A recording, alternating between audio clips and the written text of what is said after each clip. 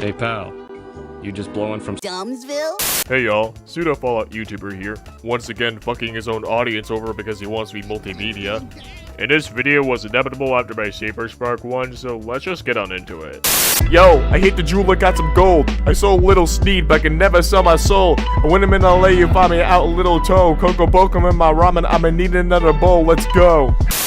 So, everyone on my corner of the internet knows about Dumbsville, right? I say this because I referenced him in my videos before and knows that some of my audience actually watches the dude.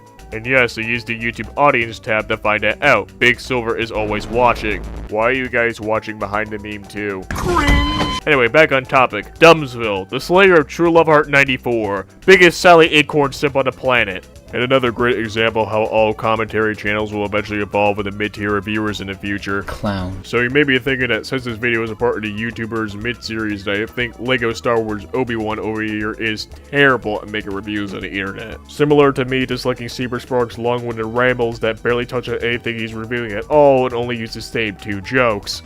Well, here's the thing. I actually don't dislike Dumbsville's reviews all that much. And that's surprising coming from me, I know, but let me explain. I think when it comes down to reviewing shit, Dumbsville actually does a pretty okay job at that. I think he gets to the point a lot faster than Saber and also explains his criticisms more in depth than just furry booba on the screen. The only real problem I have with Dumbsville's content is the relentless amounts of memes and jokes that just pop up like a Five Nights at Freddy's jump scare. And what he reviews most of the time just doesn't take a lot of effort to really review. Most of the time it's just bargain bin Walmart garbage. And I'm going to be real with you, that shit is just easy to review. I mean, come on, I don't think it takes that much brain power to say that a Cars mockbuster is bad. I mean, look at this shit, do you think I need a film school degree to know that this is awful? No. So let's get to my first criticism about Dumbsville. Dumbsville uses way too many memes. It's not funny. To where most of the time you see a meme, it feels like a replacement for actual humor and jokes. Like, once in a while, Dumbsville will crack a jab at what he's reviewing and make a meme or edit that correlates to what he's talking about in the video. But most of the time when Dumbsville uses memes, they don't really add to the video, it just feels like random spam. Alright, here's how you make a Dumbsville joke. Kanye West.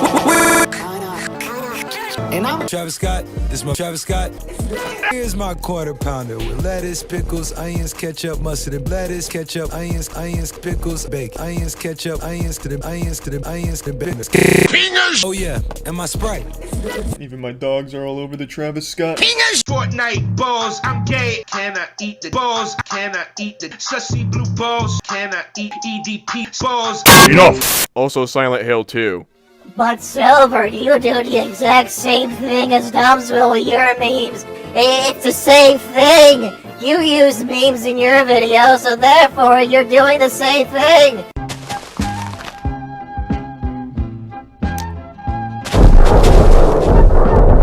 Bruh, how the fuck is it a strawman argument when it's not even a strawman argument anymore? Niggas are out here really thinking that memes are the same joke. What the fuck?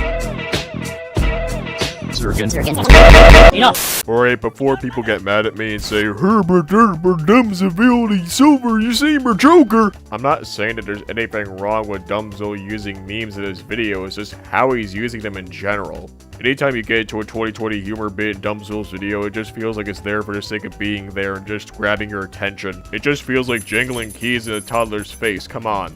It feels like Dumbsville puts more care into criticizing what he's reviewing than actually trying to be funny. Which is a good thing, I mind you. You should care more about what you're criticizing than trying to make people laugh on the internet. Again, look at the people that cared more about being funny than actually being a reviewer. I think I could recommend for Dumbsville to learn about comedic timing and pacing for his videos. A good example you could go off from is his Life is Strange video, because when I was watching that vid, it didn't feel like it was getting constantly blasted with 2020 humor memes. Constantly is the point I'm making here, because in the video there still is 2020 humor, it just didn't feel like obnoxious spam in the video. Again, really just felt like it was there for the sake of being there. In that video he did a good job explaining his criticism and getting to the point where he wanted to say, without his humor getting in the way all that much. I dare say, it actually felt like a review. The dude shows that he can separate his criticism and joke bits to the point where it doesn't feel like I'm getting constantly spammed with 2020 humor, but when Dumbsville reviews something, well, absolutely horrible, like Norman and Nora for open season, it just evolves into mindless spam. To prove my point about Dumbsville's editing style, here's some clips from 2 videos that I think that are good. Life is Strange and Try for 2011. And here's some clips from videos that I think that are bad. Open Season and Normal to North.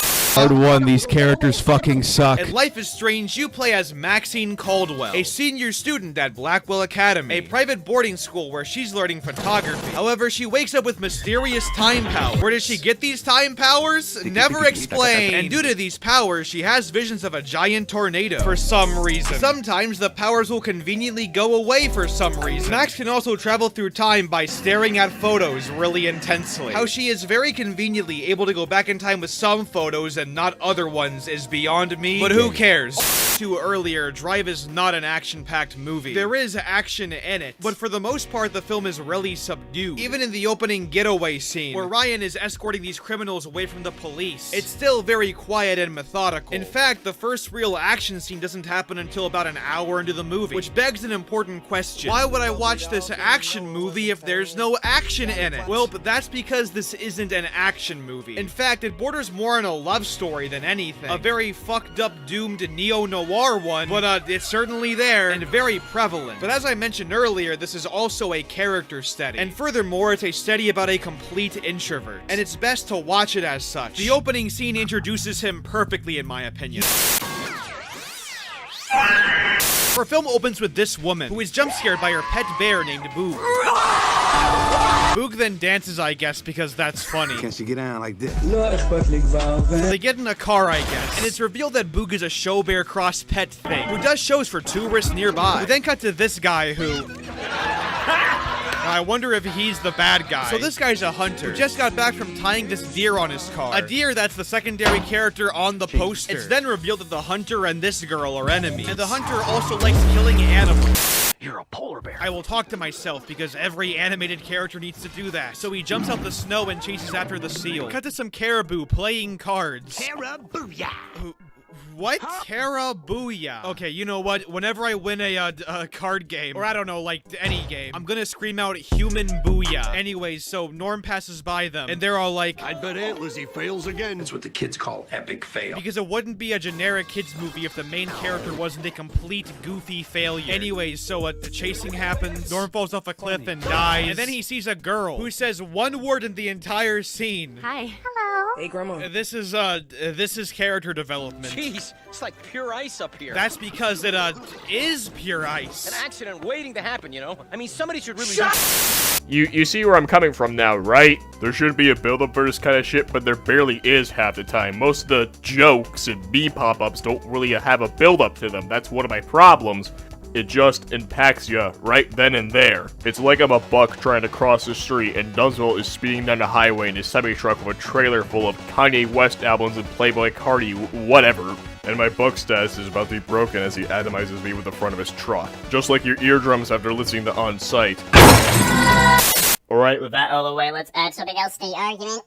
another thing I want to add to my criticism of Dumbsville, other than just his joke pacing really needs to be tweaked to the point where it doesn't feel like mindless 2020 humor spam. It's just, why do you gotta limit yourself to mostly bargain bin Walmart trash? Sure, it's easy to rip on this low-budget trash, but what else is there to say about this stuff other than the same three things about every single other garbage movie out there? Animation that looks like it's running on a PS2, that or making Reboot over here looking like it's running on an RTX graphics card. Dialogue that sounds like it was written by AI or writers on crack, the whole gist of that shit. Again, do we really need more model reviews of the little cars, rat-tat-toying, what's up, Alpha and Omega, Norm of the North. My ears. This kind of bargain bin trash is just so predictable and bad now, I can review the movie without even having to watch it. It's like reviewing something that has barely any effort put into it also leads to a review that has barely any effort put into it. Again, most of these movies are made to make a quick buck or tell a kid to shut up for about a few hours. Don't fully limit yourself to this kind of shit, dude. Review aside for tears! Hey, it's me, post-editing Silver here. I recently watched Dumbsville's Ice Age video and it has less of the problems I complain about in this vid, though some of the problems I talked about are still there, just not to a terrible extent. Like, random shit just popping up for the sake of being there and grabbing your attention, but it's not to a terrible extent like the Open Season review where it's just everywhere. Kind of an improvement for what I complained about, but all I gotta say for Dumbsville now is that get ready for the scratch-ons. Sorry for the people that wanted me to go on a rage-filled ramble how Dumbsville's the worst thing on the internet, like some fentanyl addict having an overdose over here. It's just a problem I have is that I don't really have any other criticisms besides the 2 I give in this video. Like, what else do you want me to say other than his joke timing needs some work, and he shouldn't limit himself to effortless garbage? Because again, wouldn't somebody that has more effort put into it have more stuff to talk about, compared to some trash CGI you found in a Walmart bargain bin made to confuse grandmas? His videos aren't offensively bad, I just think he could do more of his content other than just pop up random Discord beam here, pop up random Discord beam here, pipe dropping on the floor sound. Fuck you! So yeah, I'm just gonna end this video here now. I have nothing other to say than, hey, wait a minute. Reviewing all the Alpha and Omega movies, little cars, side character that barely adds anything to the video. What the heck? Wait a minute. Dumbsville is just Pop Show, but on Zoomer humor.